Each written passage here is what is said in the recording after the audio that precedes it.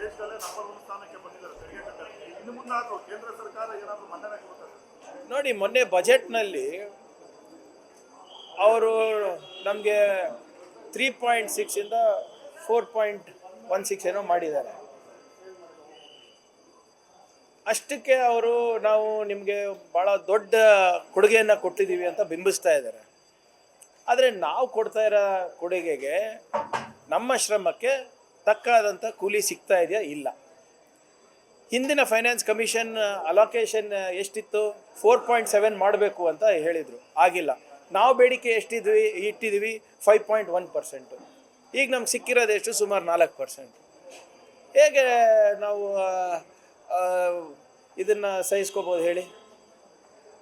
ನಾನು ಹೇಳ್ದಂಗೆ IT-ನಲ್ಲಿ, income ಟ್ಯಾಕ್ಸಲ್ಲಿ number 1 ಇದ್ದೀವಿ, GST-ನಲ್ಲಿ ನಂಬರ್ ಇದ್ದೀವಿ, ಆರ್ಥಿಕ ಶಿಸ್ತು ಕಾಪಾಡೋದ್ರಲ್ಲಿ ನಂಬರ್ 1 ಇದ್ದೀವಿ. ಆದರೂ ಕೂಡ ಕೇಂದ್ರ ಸರ್ಕಾರ ಈ ಮಲತಾಯಿ ಧೋರಣೆ ಮಾಡ್ತಾನೆ ಹೋದರೆ ನಾವು ರಾಜ್ಯ ಹೆಕ್ಕಟ್ಟಾಗುತ್ತೆ, ದೇಶ ಹೆಕ್ಕಟ್ಟಾಗುತ್ತೆ. ಇವತ್ತು ಕರ್ನಾಟಕ ಬರೀ ಏನು ನಮ್ಮ ರಾಜ್ಯಕ್ಕೆ ಮಾತ್ರ ಸೀಮಿತ ಇದೆ, ನಮ್ಮ ಸಾಮರ್ಥ್ಯ ಇವತ್ತು ಜಾಗತಿಕ ಮಟ್ಟದಲ್ಲಿ ಇವತ್ತು ಪ್ರಕಾಶಿತ ಆಗ್ತಾ ಇದೆ. ಸೊ ನಮಗೆ ತಕ್ಕ ಕೂಲಿಗೆ ತಕ್ಕ ಶ್ರಮಕ್ಕೆ ಕೂಲಿ ಕೊಡಿ ಅಂತ ಅಷ್ಟೇ ನಾವು ಕೇಳ್ತಾ ಇರೋದು, ಹೊರತು ಬೇರೆದೇನೂ ಅಲ್ಲ. ಇವರು ದೊಡ್ಡದಾಗಿ ಏನೋ ನಮ್ಮ ಮೇಲೆ ಉಪಕಾರ ಮಾಡಿದಾಗ ಮಾತಾಡ್ತಾ ಇದ್ದಾರೆ, ಅದು ಸರಿಯಲ್ಲ. ನೋಡಿ, ಭಾಳ ಸ್ಪಷ್ಟವಾಗಿ ನರೇಗಾ ಕಾಯ್ದೆಯನ್ನು ರದ್ದು ಮಾಡಿ ಈ VB ಗ್ರಾಮ್ಜಿ ಬಿಲ್ಲನ್ನು ತಂದು ಪಂಚಾಯತ್ ಅಧಿಕಾರಗಳನ್ನು ಮೊಟಕುಗೊಳಿಸಿದ್ದಾರೆ, ಕಾರ್ಮಿಕರನ್ನು ಗುಲಾಮರು ಮಾಡಿದ್ದಾರೆ, ಮತ್ತು ನಮ್ಮ ರಾಜ್ಯಕ್ಕೆ ಒಂದು ತೆರಿಗೆ ಹಾಗೂ ಆರ್ಥಿಕ ಭಯೋತ್ಪಾದನೆಯನ್ನು ಒತ್ತಾಯಪೂರ್ವಕವಾಗಿ ಕೇಂದ್ರ ಸರ್ಕಾರ ಮಾಡ್ತಾ ಇದೆ. ನೀವು ಆಳವಾಗಿ ಈ VB ಗ್ರಾಮ್ಜಿ ಕಾಯ್ದೆಯನ್ನು ನೋಡಿದ್ರೆ ಇನ್ನು ಮೇಲಿಂದ ಕೆಲಸ ತೀರ್ಮಾನ ಹಳ್ಳಿನಲ್ಲಾಗಲ್ಲ, ದಿಲ್ಲಿನಲ್ಲಾಗುತ್ತೆ. ಕಾರ್ಮಿಕರು ಗುತ್ತೇದಾರರ ಹತ್ರ ಹೋಗಿ ಕೆಲಸ ಮಾಡಬೇಕಾಗ್ತದೆ. ಏನೇ ಇದ್ರೂ ಕೂಡ ನೀವು ಗ್ರಾಮ ಅಲ್ಲ, ವಿಕಸಿತ ಭಾರತ ಕನಸನ್ನು ಕಾಣಬೇಕಾಗ್ತದೆ.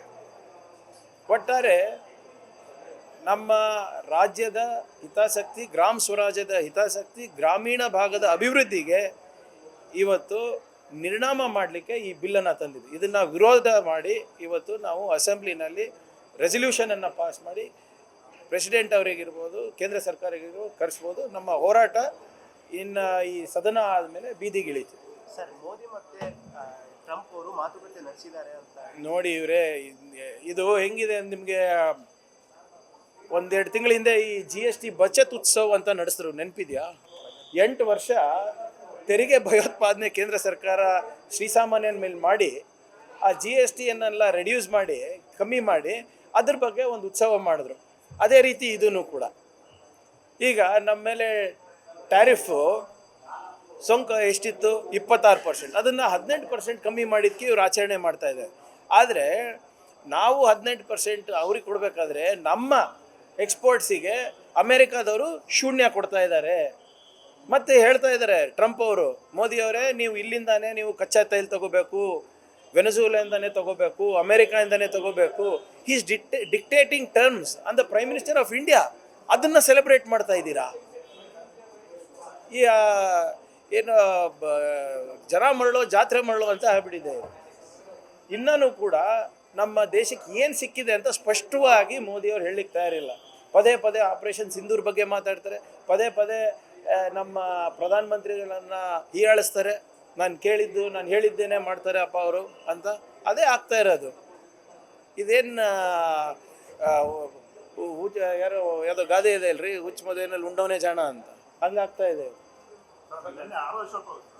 ದೊಡ್ಡ ಪಟ್ಟಿನೇ ಬಿಡುಗಡೆ ಮಾಡಿದ್ದಾರೆ. ನೆಹರು ಮತ್ತೆ ಇಂದಿರಾ ಅವರ ಹೆಸರಿನಲ್ಲಿ ಎಷ್ಟು ಯೋಜನೆಗಳಿಗೆ ತಪ್ಪೇನಿದೆ?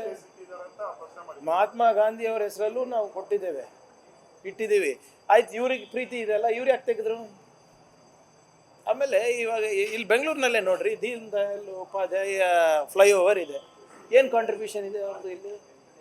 ಆಯ್ತು, ಏನೋ ಮಾನ್ಯರಿದ್ದಾರೆ, ಅವ್ರಿಗೆ ಇಷ್ಟ ಇದೆ, ಅದಕ್ಕೆ ನಾವು ಗೌರವಿಸ್ಬಿಟ್ಟು ನಾವೇನು ಮಾಡ್ತಾ ಇಲ್ಲ.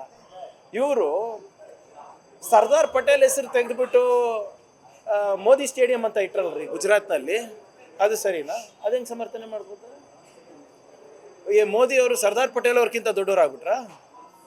ಅದ್ರ ಬಗ್ಗೆ ಚರ್ಚೆಗೆ ಬರ್ತಾರ ಇವರು? ಇವ್ರದ್ದು ನೋಡಿ, ನೇಮ್ ಚೇಂಜಿಂಗ್, ಗೇಮ್ ಚೇಂಜಿಂಗ್ ಯಾವುದೇ ಯೋಜನೆ ಇಲ್ಲ. ಇಲ್ಲಿವರೆಗೂ ಸುಮಾರು 37 ಯೋಜನೆಗಿಂತ ಹೆಚ್ಚಾಗಿ ಬರೀ ಹೆಸರು ಚೇಂಜ್ ಮಾಡಿದ್ದಾರೆ. ಬರೀ ರೀಪ್ಯಾಕೇಜು, ರೀನೇಮು, ರೀಲಾಂಚು, ಇದಿಷ್ಟೇ ಮಾಡ್ತಾ ಇರೋದು ಮೋದಿ ಸರ್ಕಾರ. ಸರ್, ಗೋವಿಂದರಾವ್ ಅವರು ವರದಿ ಕೊಟ್ಟಿದೆ, ಕಲಬುರಗಿ ಮತ್ತು ಬೆಳಗಾವಿ ವಿಭಾಗದಲ್ಲಿ ಅತಿ ಹೆಚ್ಚು ಹಿಂದುಳಿದ ಮತ್ತು ನೋಡಿ, ಇದು ರೀಜನಲ್ ಇಂಬ್ಯಾಲೆನ್ಸ್ ಏನಿದೆ ಅದಕ್ಕೆ ತಾನೇ ಜಾಸ್ತಿ ಇರೋದ್ರಿಂದ ತಾನೇ ನಾವು ಆರ್ಟಿಕಲ್ 371 ತೊಗೊಂಡಿರೋದು. ಸಂವಿಧಾನದಲ್ಲಿ ತಿದ್ದುಪಡಿ ತಂದ್ಬಿಟ್ಟು ಖರ್ಗೆ ಸಾಹೇಬ್ರು ಇರ್ಬೋದು, ಧರಮ್ ಸಿಂಗ್ ಸಾಹೇಬ್ರು ಇರ್ಬೋದು, ಕಾಂಗ್ರೆಸ್ ಸರ್ಕಾರ ಇರ್ಬೋದು, ಯಾಕೆ ಅದು 371ಗೆ ಹೋರಾಟ ಮಾಡಿದ್ದು? ಆ ಪ್ರಾದೇಶಿಕ ಇಂಬ್ಯಾಲೆನ್ಸ್ ಏನಿದೆ, ರೀಜನಲ್ ಇಂಬ್ಯಾಲೆನ್ಸ್ ಏನಿದೆ ಅದನ್ನು ಸರಿಪಡಿಸ್ಲಿಕ್ಕೆ. ಅದರ ಆಧಾರದ ಮೇಲೆ ಇವತ್ತು KKRDB ಇರ್ಬೋದು, ಬೇರೆ ಬೇರೆ ಸಂಸ್ಥೆಗಳಿರ್ಬೋದು ಸ್ಥಾಪನೆ ಮಾಡಿಬಿಟ್ಟು ಅದಕ್ಕೆ ಪ್ರತ್ಯೇಕವಾದಂಥ ಬಜೆಟ್ ಇರ್ಬೋದು, ಪ್ರತ್ಯೇಕವಾದಂಥ ಏನು ನಿಮ್ಮ ಉದ್ಯೋಗದಲ್ಲಿ ಅವಕಾಶ ಇರ್ಬೋದು, ಶಿಕ್ಷಣದಲ್ಲಿ ಅವಕಾಶ ಇರ್ಬೋದು, ಅದಕ್ಕೆ ಕೊಟ್ಟಿರೋದು.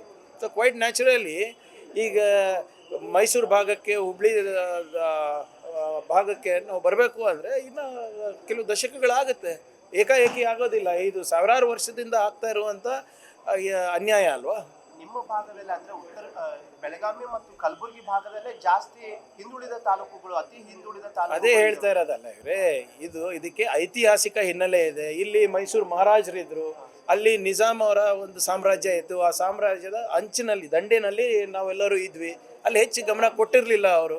ಅದಕ್ಕೆ ತಾನೇ ನಮಗೆ ಅಷ್ಟೊಂದು ನಾವು ಪ್ರಗತಿ ಕಂಡಿಲ್ಲ. ಹೇಗೆ ಮೈಸೂರು ಕಾಣ್ತು, ಹೇಗೆ ಬೆಂಗಳೂರು ಕಾಣ್ತು, ಅಲ್ಲಿ ನಮಗೆ ಅಲ್ಲಿ ಯಾರು ಕೇರ್ ಮಾಡ್ತಾ ಇರಲಿಲ್ಲ. ಈಗ ಏಕೀಕರಣ ಆದಮೇಲೆ ತಾನೇ ನಾವು ಇಲ್ಲಿ ಸೇರ್ಪಡೆ ಆಗಿದ್ದು. ಸೇರ್ಪಡೆ ಆದಮೇಲೆ ನಿರಂತರವಾಗಿ ನಿಮ್ಮ ಎಂಟೈರ್ ಬೆಲ್ಟ್ ಏನಿದೆ, ಯಾವುದು ನಿಮ್ಮ ವಿದರ್ಭ ಬೆಲ್ಟ್, ಅವರಿಗೂ 371 ಇದೆ, ನಮಗೂ 371 ಇದೆ, ನಿಮ್ಮ ತೆಲಂಗಾಣಗೂ 371 ಇದೆ. ಆ ನಿಜಾಮ್ ಆಳ್ತಾ ಇರೋಂಥ ಎಲ್ಲ ಏನು ಸಾಮ್ರಾಜ್ಯದ ಹಳ್ಳಿಗಳು ಯಾವುದಿದೆ ಅವೆಲ್ಲದಕ್ಕೂ ಕೂಡ 371 ಜೆ ಬಂದಿದೆ. ಆ ಏನು ಈ ಇಂಬ್ಯಾಲೆನ್ಸನ್ನು ದೂರಪಡಿಸ್ಬೇಕು, ಆ ವ್ಯತ್ಯಾಸಗಳನ್ನು ದೂರಪಡಿಸ್ಬೇಕು, ಸಾಮಾಜಿಕ ಹಾಗೂ ಆರ್ಥಿಕ ವ್ಯತ್ಯಾಸಗಳೇನಿದೆ ಅದನ್ನು ಸರಿಪಡಿಸ್ಬೇಕಂತ ತಾನೇ 371 ಜೆ ಇರೋದು. So it is got to take time. ರಾತ್ರೋರಾತ್ರಿ ಈ ಸಾವಿರಾರು ವರ್ಷದ್ದು, ನೂರಾರು ವರ್ಷದ್ದು ಸಮಸ್ಯೆಗಳು ಒಂದು ಸಂವಿಧಾನದ ತಿದ್ದುಪಡಿಯಿಂದ ಅಥವಾ ನಿಮ್ಮ 5,000 ಕೋಟಿ ಒಂದೇ ವರ್ಷದಲ್ಲಿ ಕೊಡೋದ್ರಿಂದ ಸರಿ ಆಗಲ್ಲ. 41 ಕಾನ್ಸ್ಟಿಟ್ಯೂನ್ಸಿ ಬರುತ್ತಿದೆ. We are working at it. ನಾವು ಭದ್ರಾಗಿದ್ದೇವೆ. ಆದರೆ BJP ಅವರು ಇದೇ 371 ಜೆಯನ್ನು ತಿರಸ್ಕಾರ ಮಾಡಿದರು. ಈ ನಮ್ಮ ಭಾಗದಲ್ಲಿ ಅಭಿವೃದ್ಧಿ ಕಾಣಬಾರ್ದಂತಾನೆ ತಿರಸ್ಕಾರ ಮಾಡಿದರು. ಸೊ ಇವರು ಇವತ್ತು ಏನೇನಾದರೂ ಹೇಳ್ಕೊಳ್ಳಿ, ಆದರೆ ಇತಿಹಾಸ ಸಾಕ್ಷಿ ಇದೆ. BJP ಅವರು ನಮ್ಮ ಜನರಿಗೆ ಮುಂದೆ ಬರಬಾರ್ದು ಅಂದ್ಬಿಟ್ಟು ಅವರು ಮಾಡಿದಂಥ ಒಂದು ಸಂಚಿದೆ.